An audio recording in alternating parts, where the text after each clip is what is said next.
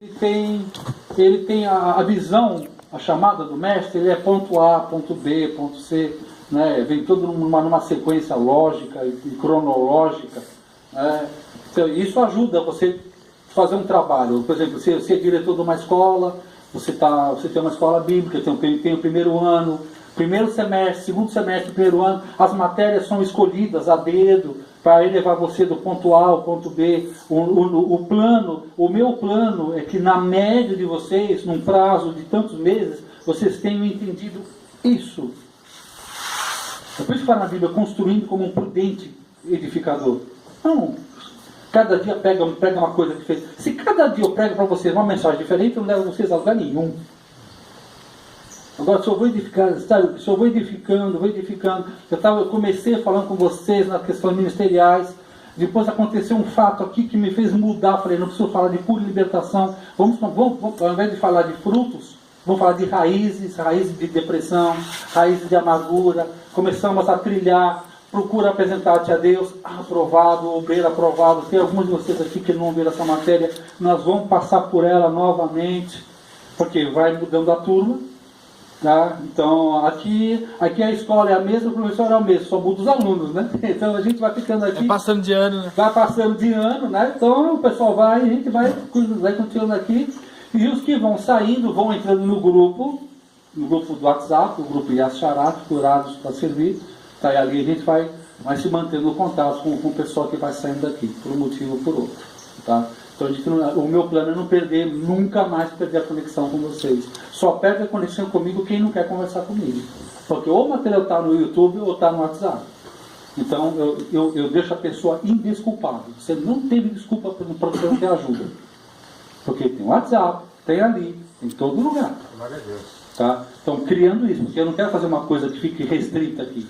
É Jerusalém, Israel e até os confins da terra.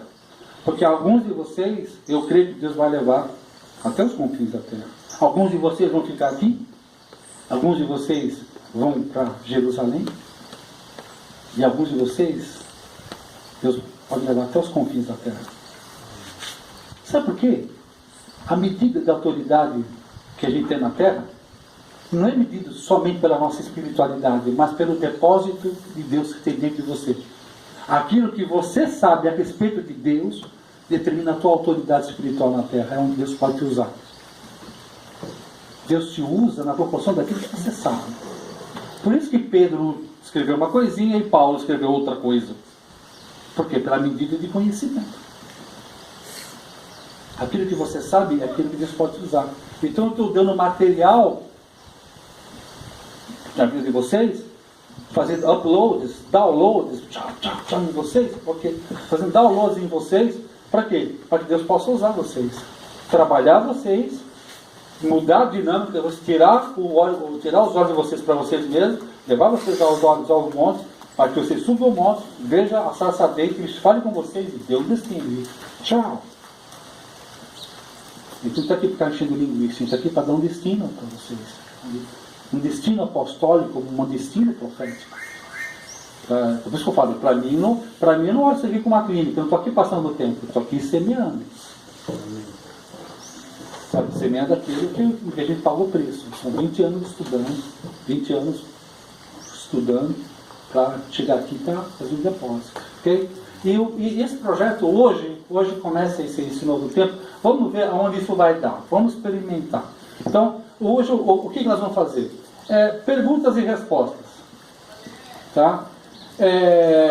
Como eu não criei nenhum projeto específico, falei, vamos começar, depois vamos ver o que vai precisar mudar, o que vai precisar alterar, se vai continuar ou não. Eu perguntei isso, comentei isso lá fora, muitas pessoas falaram, poxa, Tex, isso é uma coisa interessante. Tá? Vale a pena. Okay, vamos abrir aqui, vamos abrir o coração, vamos abrir as nossas dúvidas. Ok? Bom, perguntas e respostas. A coisa é simples. Perguntas e respostas. Se for perguntas que vocês podem fazer pessoalmente, tudo bem. Se tiver perguntas que vocês querem fazer, lógico que hoje não vai dar tempo, mas tem vergonha de fazer, não gostaria de fazer na presença desse, daquele, me chama depois, faz a pergunta depois, ou escreve um papel, tá? Eu vou ler a pergunta e não vou dar nome, não vou falar quem fez a pergunta, vou manter a privacidade da pergunta. Por quê? Uma coisa eu quero que vocês saibam, daqui para frente, não existe pergunta inútil, não existe pergunta inoperante. Porque a tua pergunta pode ser a pergunta de 10, pode ser a pergunta de 100, pode ser a pergunta de 1000 pessoas. A vantagem é que vocês estão comigo aqui e outras pessoas estão lá. Então cada um de vocês hoje aqui se torna um representante de muitas pessoas que estão lá fora. E vai parecer estranho o que eu vou falar. Muitas pessoas que estão lá fora não têm o privilégio de estar aqui. Estar aqui é um privilégio. Metanoia, mudança de mente. É um privilégio vocês estarem aqui. Okay? Desde o amor daquele que se comprometeu com essa casa, até o nosso pastor, né, que pôs a mão dele aqui, está na pegada junto.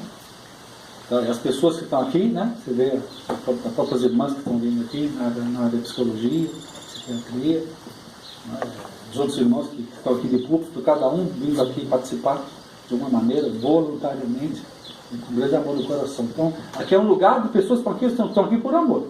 Ninguém está aqui esperando nada de vocês. A gente está aqui por amor mesmo. A nossa esperança, o nosso investimento é ver vocês chegando no lugar em que Deus planejou para vocês antes da fundação do mundo. Né? E saber que, poxa, nós fizemos parte disso, né? De ser uma ajuda de Deus, para ter ajuda de Deus. Deus precisa de ajuda, mas colaborador de Deus, para que chegue vocês ao lugar do destino. Ok? Sem mais delongas. Já tem uma pergunta feita aí? Já tem? Tá. Então já tem 2 perguntas, né? Então tá. 3, beleza, então tá bom. Como 4 perguntas, tá bom. Tá. Então tá bom. Então, graças a Deus. É que antes, porém, contudo, todavia, abram aí o livro de Eclesiastes, capítulo 11.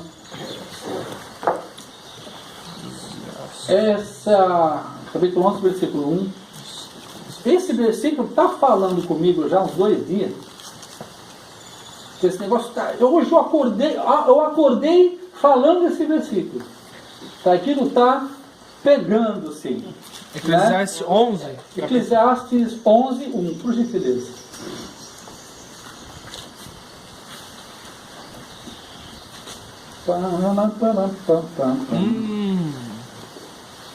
Muitos de vocês que não fazem a totalidade de conhecê-lo, tá? Eu queria explicar esse versículo, tá?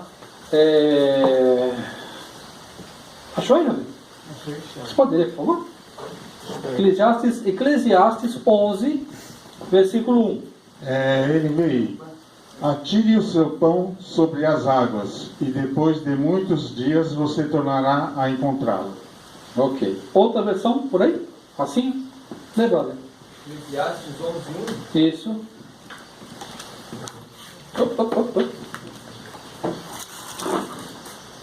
Conselhos práticos. Empregue o seu dinheiro em bons negócios e com o tempo você terá o seu lucro. Uia! Isso foi bem direto. Uia! De quem era essa Bíblia mesmo? Que agora é minha? De quem era, né? Uia! Até que enfim alguém falando a coisa certa. É pão sobre a água, é o elefante que bate em voo. Nossa, eu gostei, é o objetivo, entendeu? Perspectiva de sucesso e empreendimentos. É a mesma versão. A mim me gusta la plata, não? Sabe? Eu gostei dessa. Fala isso, você vai pegar o violão, não? A palavra de Deus é economia também. E a nova tradução, troquei por essa aqui.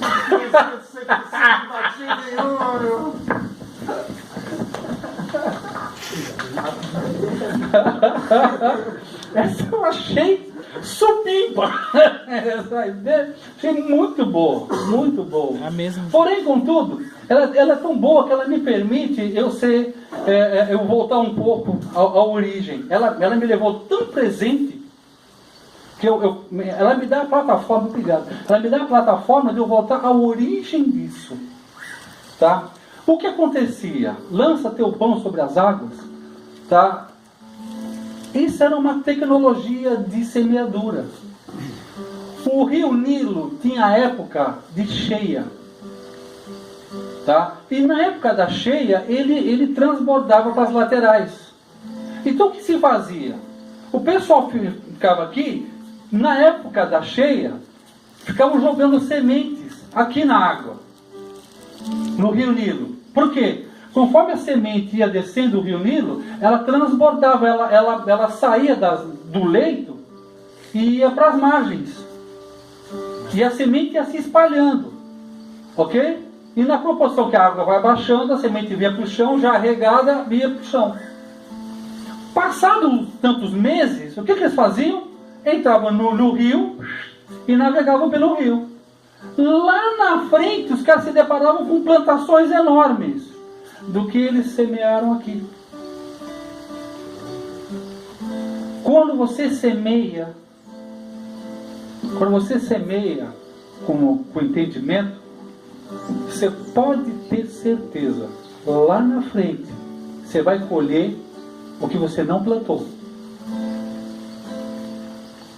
Quando você faz um ato deliberado de jogar o teu pão sobre as águas aqui, essas águas vão caminhar, elas vão extrapolar, elas vão invadir a terra, vão achar a terra, vão ficar lá, e onde ficou uma semente ficou outra, onde ficou outra, ficou outra. Vai ter uma planta, meses depois, vai ter uma plantação lá. Em que você não plantou aquilo. Você semeou aqui e colhe lá.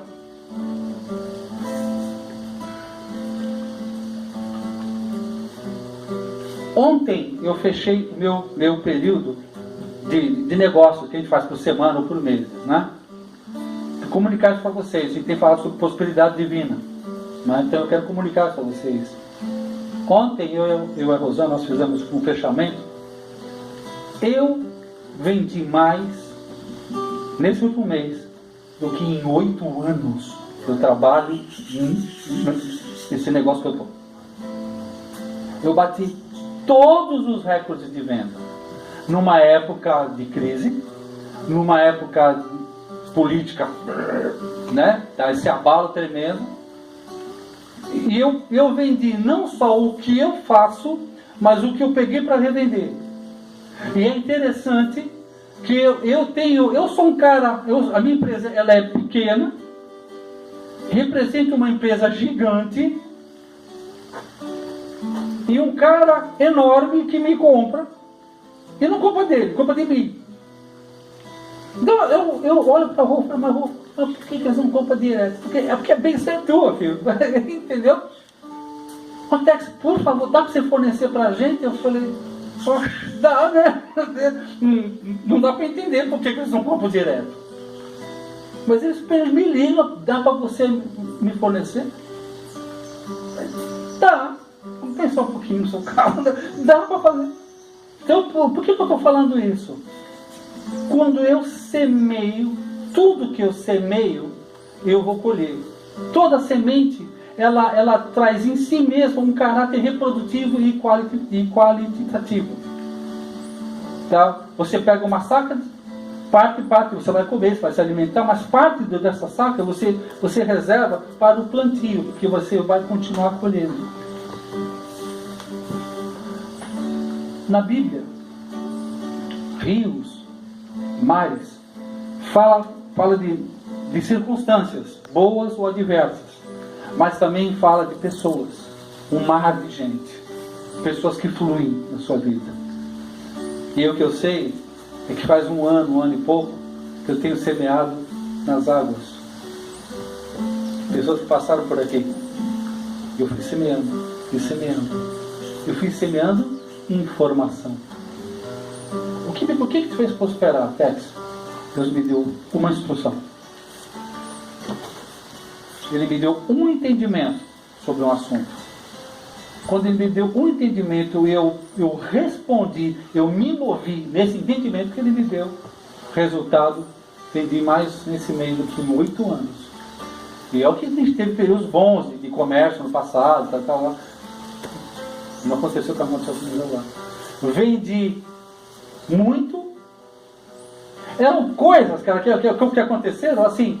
O cara chegava para mim e falou: Tex, eu preciso de 485 pacotes. 485 pacotes. Deixa eu ver. Eu ia lá, contava 484, 483, 484, 485. Tenho 485. Me limpou todas as prateleiras. E é engraçado, quando eu vendi tudo, eu pago os pedidos. Parece aquele lado da viúva, né? Você lembra do azeite? Acabou a vasilha, acabou o azeite. Enquanto tiver vasilha, tem azeite. Por quê? Eles precisavam de rapidez nisso. Poxa, eu tô com isso aqui, cara. É mesmo? Da Elias, Eu acho que sim. da farinha e do... Não, farinha do azeite, é isso aí. Aqui, homem. Isso aí, glória a Deus. Glória a Deus. Então, isso que acabou a vasilha, acabou o azeite. Né? Porque Deus lhe dá muito, mas não desperdiça nada. E é interessante que esgotou tudo, eu tenho prazo e eu olhei, eu tinha um estoque de material de entrada que eu nunca tive antes. Então, com coisa maravilhosa, eu vendi tudo que eu tinha, pronto, e olho, tinha um estoque maravilhoso, sendo que 1 ou 2 semanas antes, eu ia fazer uma troca de produtos. Cheguei a embalar tudo para fazer a troca com a sua pessoa. Que eu embalei, fiz tudo. Eu sentia dentro de mim: não faça. Nossa, e agora, hein? Agora vai ficar ruim falar para o cara que não ia fazer. Foi bom, mas como eu já sei no passado que é melhor obedecer do que sacrificar, cheguei no WhatsApp: cara, desculpa, cara, eu posso cancelar essa troca? Eu falo: de boa, Tex, na boa, tranquilo. Deu certinho. Porque se eu tivesse feito a troca, é um outro produto. Eu ia vender tudo que tem agora, mas ia ficar sem nada. Ia ter que recomprar um outro estoque e tal. Agora, além de ter vendido tudo que eu tinha, eu tenho um enorme estoque guardado. Por que eu estou falando isso? Quando você se for, isso chama-se a graça de Deus, o favor de Deus para nós.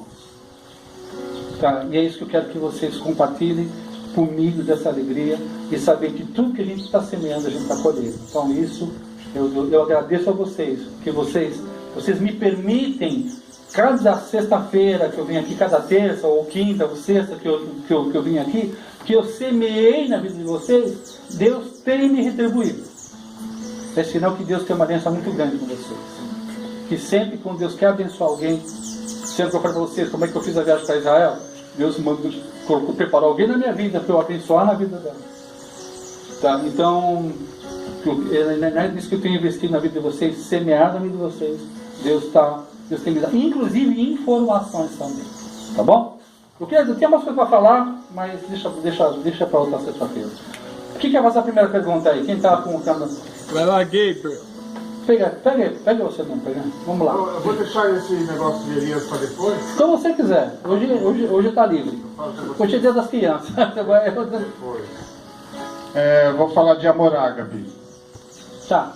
Em João 3,16, Jesus falou: porque Deus amou o mundo de tal forma que deu seu Filho Unigênito para todos. Ok. Esse é o amor ágape. Ok. E quando Deus pediu para Abraão sacrificar seu filho, Isaac, por amor, foi por amor a Deus que ele fez. É amor ágape também? Sim. É essa pergunta. Sim. Deus sabia que Abraão iria entregar Isaac? Sabia.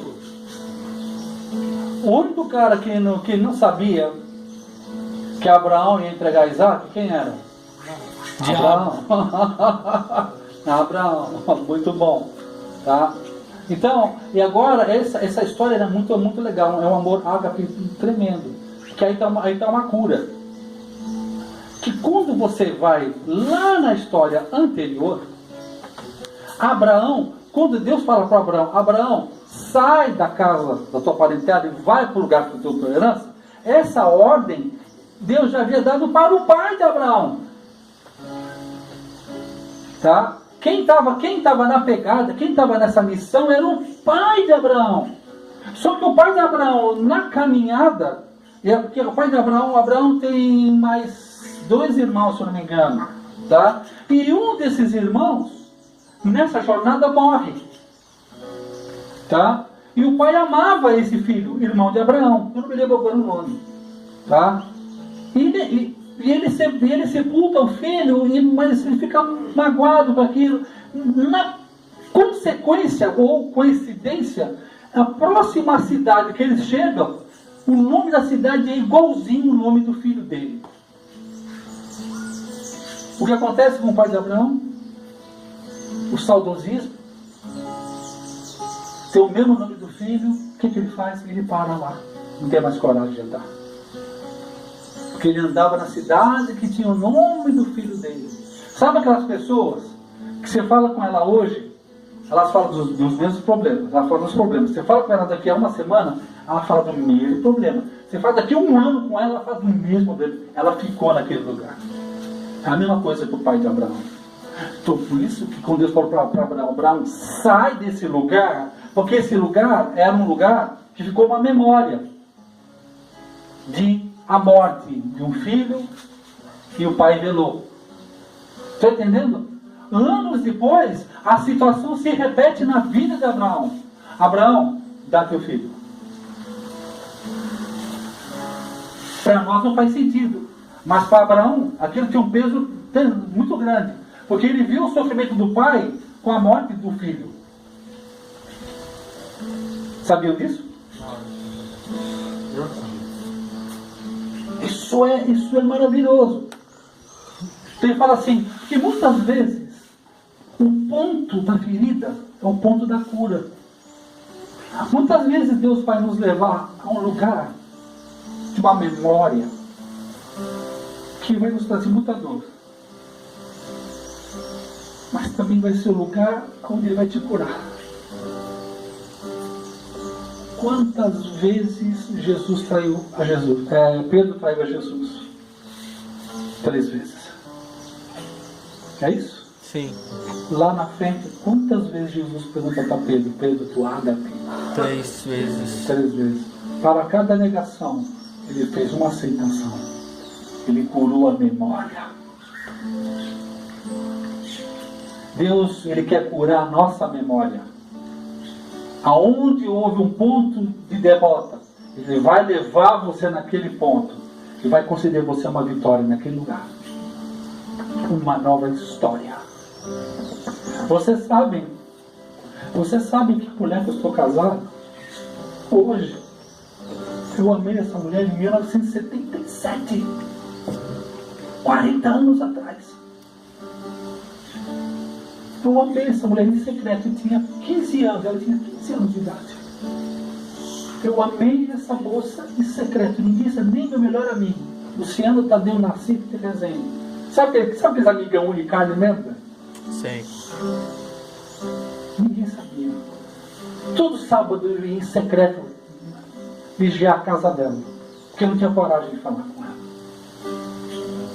E eu guardei esse sentimento por 40 anos. 40 anos depois, eu estou casado com mulher. 40 anos é bíblico, significa muito tempo. Significa o tempo de uma mudança de Egito para Israel. 40 dias, 40 anos. Número 40 significa um número transicional. Transitório. O que eu não imaginava. Eu olho para a cara dela e falo, caraca, você não é cosaca, eu estou com você. Impressionante isso. Gente, eu estou falando isso como uma esperança para vocês. Porque Ele é poderoso para fazer infinitamente mais do que tudo aquilo que nós pedimos ou pensamos. Amém. Eu tenho uma esperança muito grande com os Estados Unidos da América. Por quê? Deus me permitiu fazer empurrado em todo que é país do mundo, entendeu? Mas nos Estados Unidos, eu com passaporte, visa de 10 anos, dinheiro, passagem comprada 2 dias antes de embarcar, Deus fala, para. Eu pedi para parar, parei. Eu ia fazer bobagem nos Estados Unidos. Hoje, olhando, eu ia fazer uma grande bobagem. Então eu percebo que tudo que ele guarda, ele quer me dar lá na frente. Se tem coisas que você quis e não pôs a mão, pode ter certeza que Deus preparou para você. O Pai coloca agora não. Agora não. Na hora certa, na hora da maturidade, nos 40, na hora da maturidade. Aí ele vem e entrega para você. E foi impressionante. 40 anos depois eu olho, a Rosana sai do carro, vem na minha direção, e eu senti a mesma coisa que eu sentia com 15 anos. Aos 53 anos. Eu olhei que quase que eu vou ter a gaguejar. Entendeu? Eu olhei aquilo, veio, falei, caraca, meu, porque estava guardado. Tanto sofrimento, tanta traição, tanta dor, mas aqui estava guardado. Porque o que é de Deus, o diabo não vai roubar. E está sendo manifestado assim, ó. Imagina você ter uma esposa que brincando, estuda o evangelho comigo 4, 5 horas. E a palavra diz que quem acha uma esposa acha uma coroa. Coroa é uma arma que protege a cabeça. Desculpa ter me prolongado nisso, mas eu devia ser mais curta a minha resposta, mas creio ter edificado. Eu respondi? Era 3 perguntas, eu respondi, eu fiz uma. Então vai, então aguenta aí. Passa o próximo que é lá, depois tem um que é lá. Você tem pergunta? Você fez? Todo mundo fez hoje. Tá. Não, todo mundo, só para saber fazer a ordem aí. Vamos lá. Amém. Boa tarde, Tex. Obrigado pela sua vinda mais uma vez. Nós. Começamos hoje, né, em Eclesiastes 11:1, né, já falando do pão. Eu tenho exatamente uma pergunta referente ao pão, que é algo que me traz curiosidade desde quando eu pego a Bíblia para ler, e ainda mais que eu trabalho na área de gastronomia. Eu quero saber por que na Bíblia Jesus escolheu o pão para simbolizar o seu corpo e o vinho, o seu sangue. Mas o que me deixa mais encafifado, por que o pão? O pão é o alimento simbolizado na Bíblia como um representante do corpo de Cristo, não uma outra parte alimentícia, nenhum outro tipo de alimento. Mas por que o pão? Ok. Antes de mais nada, nós temos que entender que o pão que fala não é o pão que a gente come aqui. Matzah, aquele pão é igual o biscoito cream crackers, né? Aquele água e sal que fala aqui, né? Tá, é o matzah, tá? Ali tem os elementos mais simples, mais elementares, né? Farinha, água, tá? Que tem em todo mundo, nos 4 cantos da terra se come, tá? Então fala de algo elementar, de algo comum, tá? Que é aquela coisa, eu não sei se eu entro na questão histórica ou na questão profética. Eu prefiro profética. Tá? Então, na questão profética, tá? Jesus, ele era apóstolo, profeta, pastor, evangelista e mestre. Tá? Então, na esfera profética, o profeta fala muito para as coisas que ele tem à mão. Tá? A linguagem profética é sempre uma linguagem comparativa. Então, o profeta, ele sempre pega elementos que estão ali. Você pode ver, quando eu vou dar exemplo, eu pego uma cadeira, eu pego uma coisa. Tá? Jesus, ele falava por intermédio de exemplos. Tá? Então, quando você fala pão, a gente sabe que significa palavra de Deus. Ao mesmo tempo, ele fala, não comer o fermento dos fariseus. Aí pão vira uma doutrina mofada. Um pão mofado. Tá? Porque tudo na Bíblia tem um significado. Pão significa logos de Deus, de Gênesis a Apocalipse. Toda a Bíblia significa logos. Ok? Então é pão e vinho. fala, assim como o pão, é algo que alguém pagou o preço, alguém fabricou, alguém gastou o tempo para que você obtivesse. Vinho significa doutrina, boa ou ruim. Mas em primeira análise, vou colocar o pão o vinho que Jesus serve, que é o bom vinho. Como é que você produz vinho? O vinho você produz em secreto. O vinho não pode ter luz. O vinho é num lagar, você joga a uva lá dentro e pisa no lugar escuro, porque o sol ele afeta a qualidade do vinho. Então ele é produzido aqui, ó, na escuridão e no esforço. Muitas vezes chegava assim para o meu pai espiritual e falava: "Pô, Thomas, caramba, que revelação que você tem, hein? Nossa, que revelação!" Aí ele falou: "Vem cá." Levou na sala dele, mostrou a estante dele, 300.000 livros em cima da mesa dele, tudo quanto é Bíblia, tudo quanto é tradução, do lado, muito é possível. Ele fala: "A unção de Deus, mais 6, 7 horas por dia, todos os dias de leitura, me faz ter revelação." Então significa que ele, ó, amassou a uva. Ele não ficou exposto à luz do sol. Significa o quê? Um esforço. Então significa pão e vinho. Algo que eu produzo para que outros comam. Nós somos, aliás, Deus nos vê como celeiros. Nós somos celeiros andantes. Então eu tenho várias, nós vamos estudar sobre isso mais para frente. Quando eu sei que